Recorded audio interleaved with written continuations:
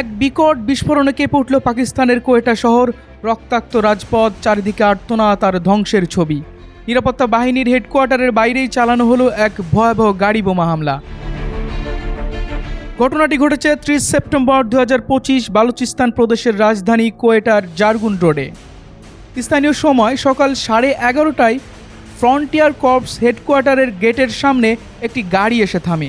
প্রত্যক্ষদর্শীরা জানাচ্ছেন, বিস্ফোরণের ঠিক আগে 6 জন জঙ্গি গাড়ি থেকে নেমে নিরাপত্তা কর্মীদের সাথে তীব্র গোলাগুলিতে জড়ায়। নিরাপত্তা বাহিনী পাল্টা জবাব দিলে সব হামলাকারী নিহত হয়। কিন্তু তার আগেই ঘটে সেই প্রলয়ঙ্কারী বিস্ফোরণ।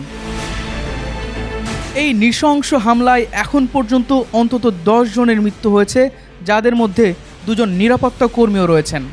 আহত হয়েছেন 30 জনেরও বেশি, যাদের অনেকের অবস্থায় আশঙ্কাজনক। বিস্ফোরণটি এতটাই শক্তিশালী ছিল যে এর শব্দ বহু দূর থেকে শোনা যায় এবং আশেপাশের ভবন ও গাড়ি মারাত্মকভাবে ক্ষতিগ্রস্ত হয়। ঘটনার পরপরই শহরের হাসপাতালগুলোতে জরুরি অবস্থা জারি করা হয়েছে। বালুচিস্তানের মুখ্যমন্ত্রী এই কাপুরুষোচিত হামলার তীব্র নিন্দা করে বলেছেন, সন্ত্রাসীরা জাতির মনোবল ভাঙতে পারবে না। এখনও কোনো গোষ্ঠী এই হামলার দায় স্বীকার না করলেও সন্দেহ করা হচ্ছে বালুচিস্তানের বিচ্ছিন্নতাবাদী গোষ্ঠীগুলোকে, যারা প্রায়ই এই অঞ্চলে বেসামরিক নাগরিক ও নিরাপত্তা বাহিনীকে লক্ষ্য করে হামলা চালিয়ে থাকে।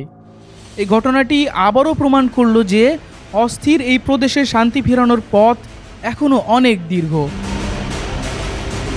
নিয়মিত গুরুত্বপূর্ণ আপডেট পেতে আমাদের সঙ্গেই থাকুন। BGN TV 24 সংবাদ, যেখানে বিশ্বস্ততা সেখানে।